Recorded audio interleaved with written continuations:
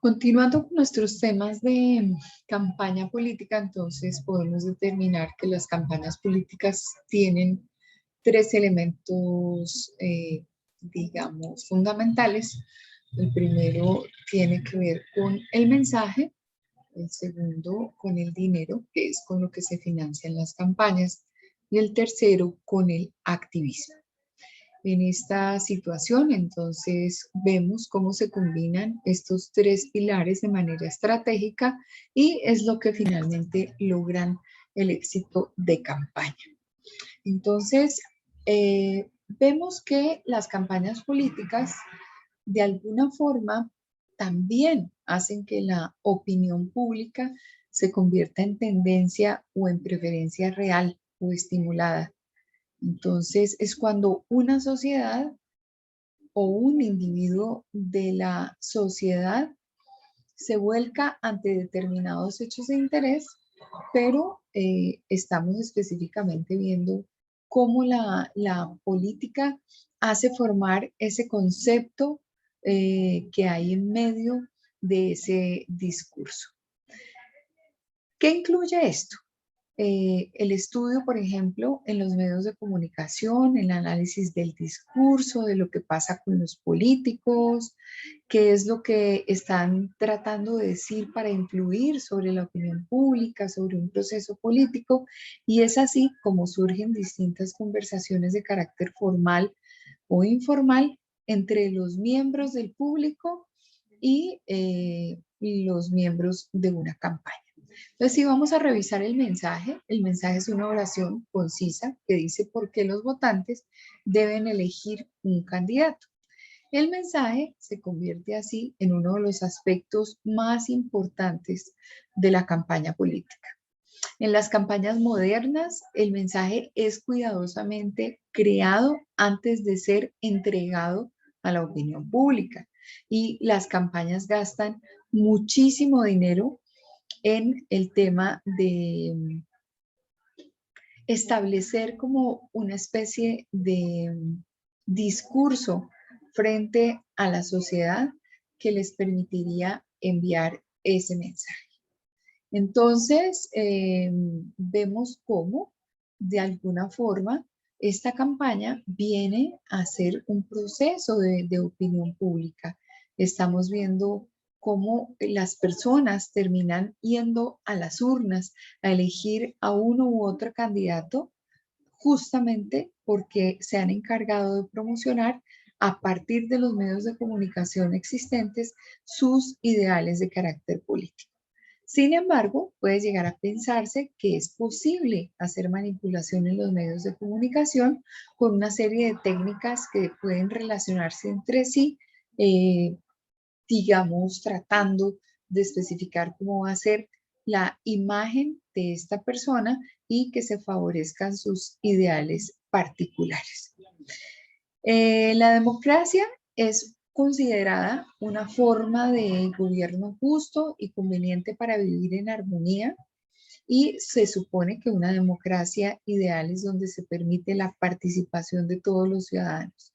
Y la política no es un tema que esté, digamos, ajeno a este pensamiento. Se supone que las ideologías políticas, en este conjunto de ideas o postulados fundamentales de un partido político, dicen cómo va a ser ese funcionamiento de Estado y cómo la sociedad puede acceder a determinados beneficios. Entonces aquí encontramos frases, por ejemplo, en cuanto a lo del mensaje, es un hombre de negocios, no un político. Sus antecedentes en finanzas ayudarán a crear una disciplina fiscal al Estado. Otra propuesta podría ser cómo nuestra sociedad experimenta un rápido aumento de criminalidad y además dispone de un sistema educativo paupérrimo. Necesitamos un líder que mantenga nuestras calles seguras y restablezca la dignidad en nuestras escuelas. Fulanito de tal es el líder. Otro mensaje que podríamos encontrar podría ser: en los últimos 4 años, aquel ha faltado a más de 50 reuniones del Consejo de la Ciudad. ¿Cómo puedes liderar si no apareces? Fulanito de tal no haría o no se haría el de la vista gorda con el gobierno. Entonces, nosotros de alguna forma encontramos que a partir de cómo está construido ese mensaje podríamos informar o desinformar. Los grupos políticos y los políticos tienen jefes de campaña y jefes de campaña desde el punto de vista de la información. Por lo tanto, ellos son quienes eligen cuáles son esas posibles estructuras de lenguaje que se van a presentar ante la opinión pública para darle una imagen al candidato. Una forma de manipulación muy extendida en los últimos tiempos es justamente ese lenguaje político que nos permite a nosotros seleccionar a un candidato o a otro. El otro aspecto sería específicamente el del dinero, y el del dinero tiene que ver con esas técnicas de recaudar fondos. Los políticos hoy en día tienen la posibilidad de tener sus benefactores y estos benefactores son personas de grupos económicos visibles o de que se prestan para entregar dineros para que la campaña se pueda realizar. El Consejo Nacional Electoral determina cómo es que debe rendirse cuentas acerca de los dineros que están llegando a las distintas campañas. Entonces, también acceder a esos fondos implica no solamente tener un gran número de votantes, sino también el hecho de reportar ante eh, la función electoral qué tipo de dineros han ingresado a la campaña y cómo ellos de una manera organizada tiene cada uno claro, establecido el origen de los fondos. Eso es el Consejo Nacional Electoral y adicionalmente pues quién más ha sido benefactor en la situación. El otro aspecto que se plantea acá es el activismo. Entonces, el activismo está representado por el capital humano o la infantería leal a la causa, es decir, todas las personas que son seguidores, específicamente que vienen a ser creyentes, que llevan el mensaje voluntariamente y ellos son los que motivan a los jóvenes, los que están de acuerdo a los temas de campaña con los distintos grupos poblacionales, haciendo de esta campaña algo más vivo y más cercano con la opinión pública. Entonces, el dirigente toma la decisión de establecer una estrategia o una táctica para poder llegar a todas estas personas y contarles acerca de su programa. En los últimos tiempos nosotros hemos tenido herramientas de carácter digital que se ven, digamos, siendo parte de ese activismo político que ha terminado siendo de un gran potencial y que desde entonces empecemos a hablar de ciberpolítica.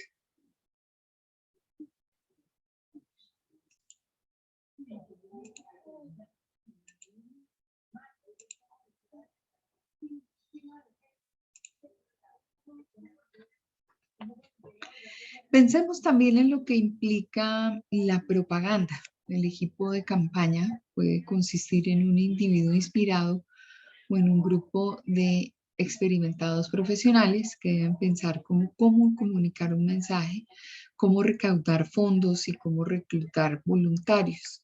La propaganda puede estar limitada por ley y los recursos disponibles a menudo también de la imaginación de los responsables. Otra de las gestiones que tiene el comunicador social dentro de estos ambientes de campaña política son los relacionistas públicos. Hay una especialización del comunicador en relacionista público en el ámbito político. Si se nos pregunta con qué solemos asociar el concepto de relaciones públicas, seguramente la respuesta que podríamos dar sería vincularlo al ámbito profesional, empresarial, corporativo, pero necesariamente hay un ejercicio específico que de pronto lo hemos identificado más en medio de nuestras comunidades y es una comunicación usada para el ejercicio de la vida política.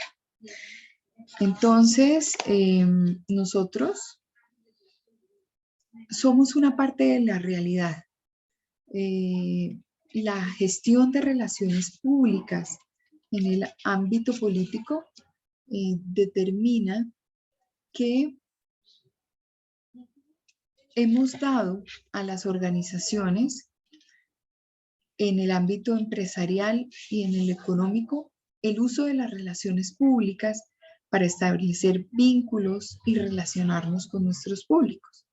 En este caso, la relación y la comunicación entre unas y otras se da en una condición, digamos, igualitaria de tú a tú. Decimos en principio, ya que también la persuasión a través de las relaciones públicas busca ganar la benevolencia de las personas y generar una buena impresión para que esto se acabe cristalizando en una buena imagen y en una reputación positiva. Esto lo buscan los políticos en los comunicadores. Los políticos buscan que nosotros como profesionales estemos ayudando a cristalizar su imagen pública. No obstante, si nosotros vamos a examinar un poquito más de cerca la relación que hay entre la organización y los públicos, vamos a ver que hay un potencial grande de muchísima aceptación y en algunas oportunidades de rechazo. Este potencial puede suponer que la organización deba llenarse en un momento dado de lenguajes que lleven a mostrar las relaciones completamente igualitarias. Ello nos impide que el tono general de la comunicación y de todas las actividades que se realizan en relaciones públicas sean, digamos, como por partner.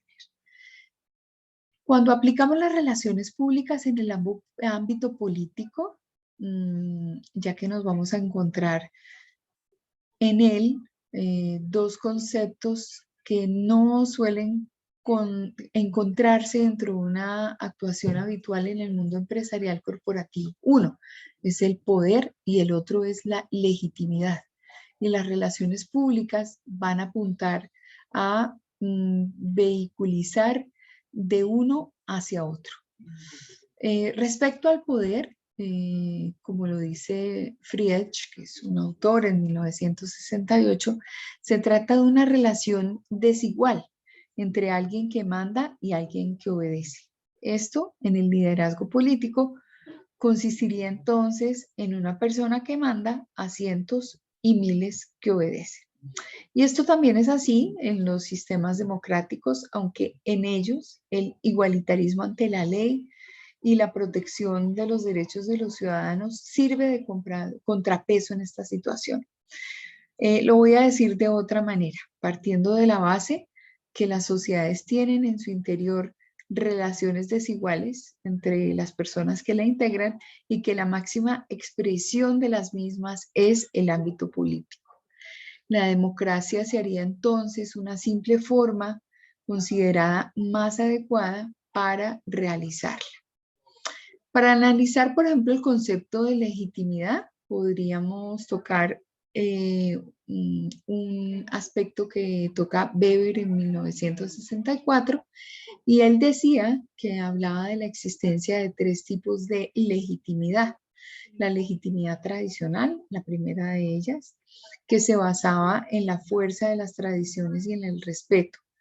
La legal, que estaba basada en las leyes, y la carismática, que se basaba en la obediencia de una persona determinada por ser ella pues una parte de la sociedad y por tener una cualidad excepcional que hiciera generar imagen de obediencia, de carisma, que era el que estaban percibiendo los demás. Entonces, por ello, se obedece a la persona que en concreto detenta el poder, el que está reforzado por un carisma personal. Es decir, el político es portador de dones específicos en cuerpo y en espíritu, y a veces lo consideran en medio de la opinión pública como de carácter sobrenatural.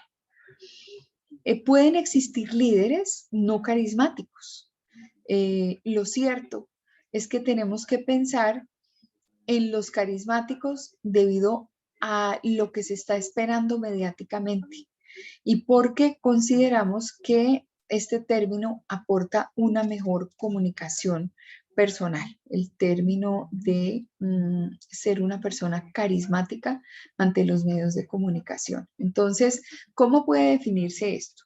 Puede ser como una mezcla de algo de notoriedad, puede tener también una gran simpatía y adicionalmente una gran imagen. Hay que decir entonces que los líderes que son carismáticos necesariamente no pueden ser democráticos, pero en un sistema democrático con líderes democráticos, donde el trabajo de las relaciones públicas está orientado al entendimiento y a la persuasión, puede ser una tarea bien, pero bien especial.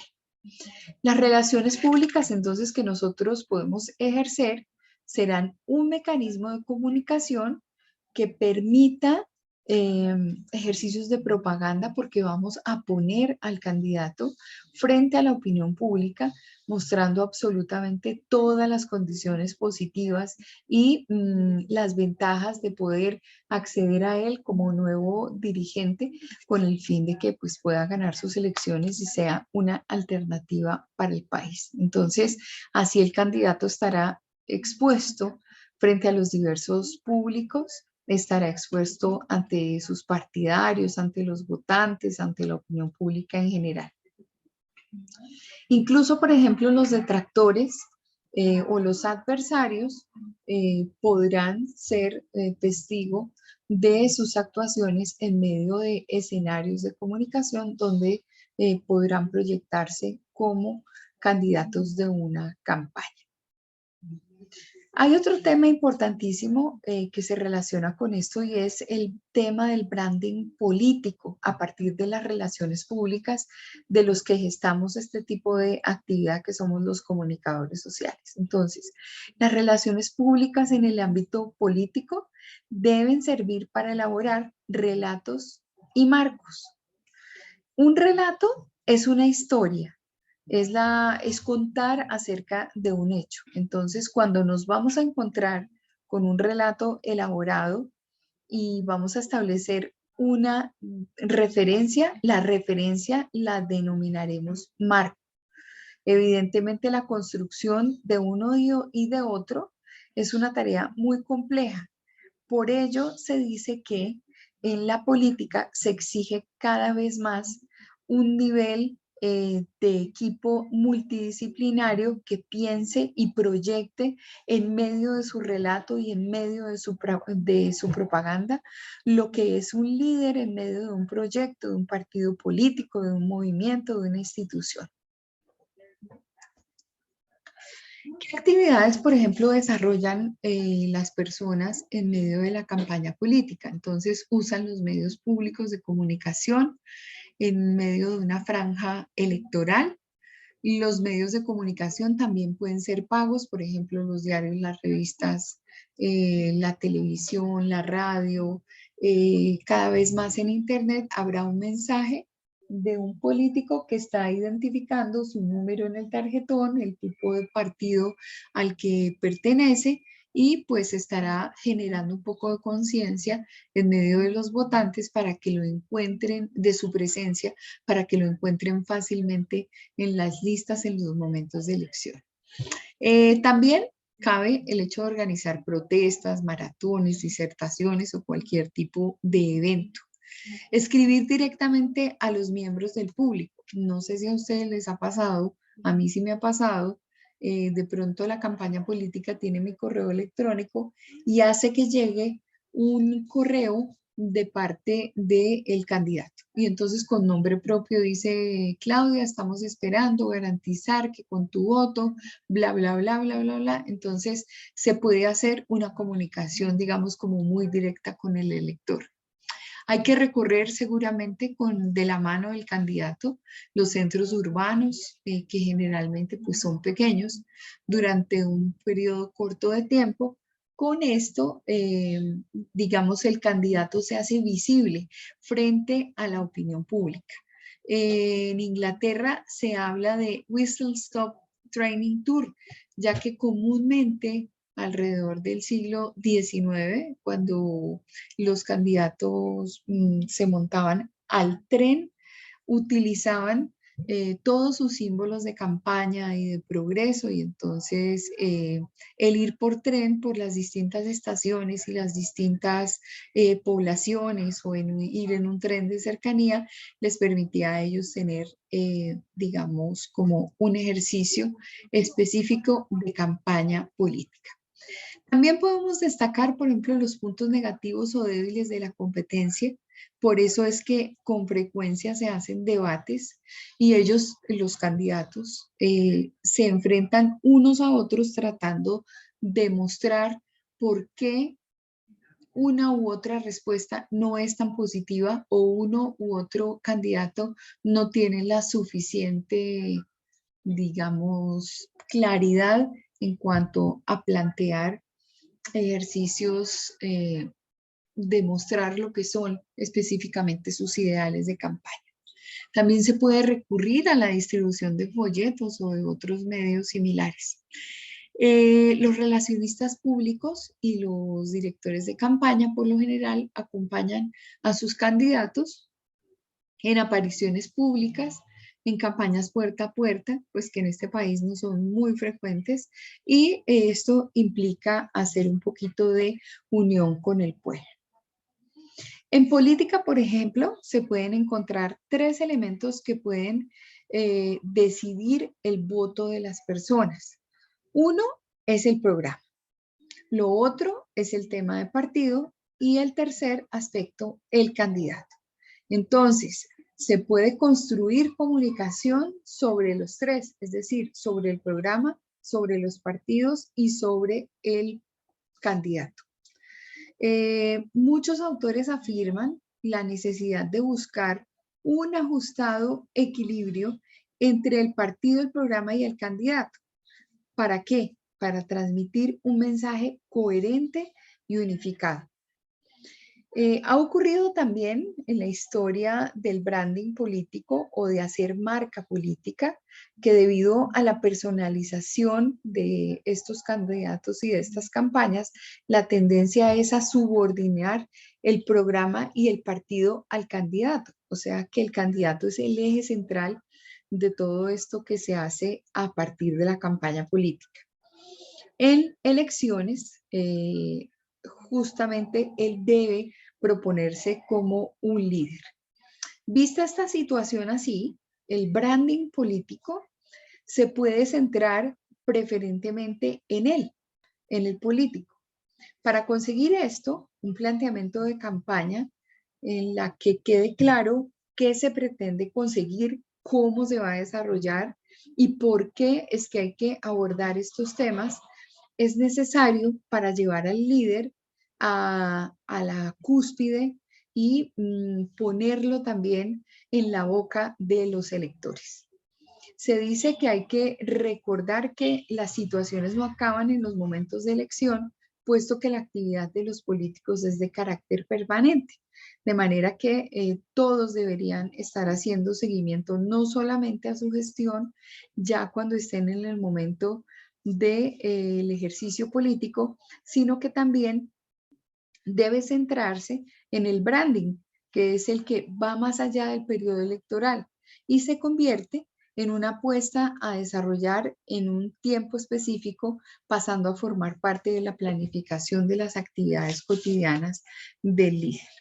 Cuando se llega a este punto, entonces los comunicadores tenemos que preguntarnos cuáles son los elementos que deben usarse para establecer en el candidato un líder.